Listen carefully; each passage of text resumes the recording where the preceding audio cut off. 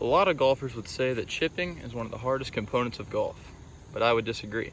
I personally think that chipping is a simple, step-by-step process that anyone can master. Now, let's start with the basics. You chip with a wedge.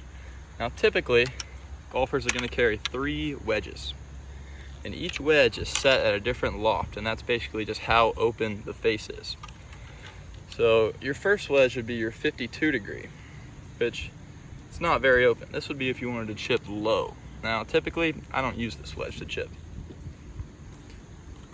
And then your highest loft, and the one when you want to go high, would be your 60 degree. As you can see, it's a lot more open. That's meant to pop the ball in the air. I use this on occasion, but not every time. And then the wedge that I chip with most of the time, and probably the most popular wedge to chip with, would be your 56 degree. 56 right in the middle of 52 and 60. It's going to give you a nice mid loft. It's not going to be super low, it's not going to be super high, right in the middle. Now, the first step of chipping would be your position, your stance, how you're going to stand when you chip. So I would say you're going to want your feet to be about 6 inches apart, okay? You're going to be feet to be about 6 inches apart, and you're going to put about 70% of your weight on your left leg. I'm going to be leaning forward a little bit, actually on your front leg. So for me, since I'm right-handed, that'd be my left leg. If you're left-handed, that'd be your right leg. So be leaning forward, about 70% of my weight. And then ball position. So you're going to take the ball. Ball is going to be about a little bit closer to your front leg than your back leg, but more or less in the middle. All right, and that's about it for position. So my ball's right near the green.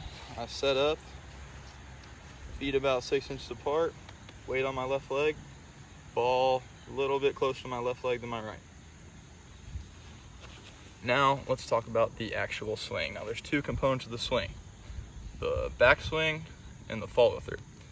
So the backswing is going to be really, really simple. Literally, everybody here has probably played putt-putt. It's going to be kind of like that. It's not as fancy as a normal golf swing where you're taking it all the way back here. No, it's literally just take it back and forth.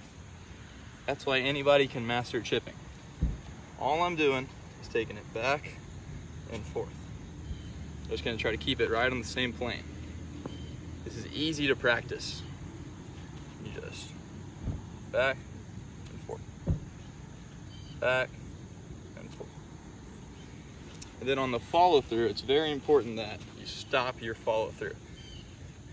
When you're chipping, you're obviously not going to go all the way back to how you would when you're playing golf.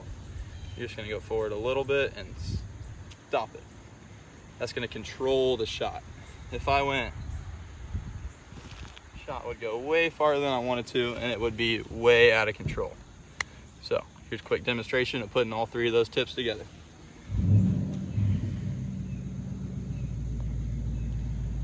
Make sure my position's right.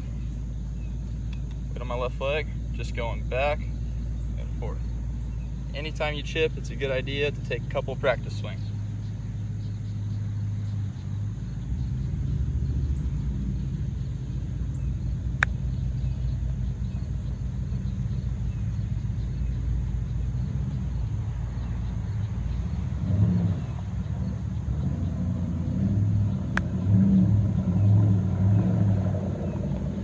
And that's all there is to it. We're just trying to give ourselves a good putt so we can take the putter out, knock it in the hole.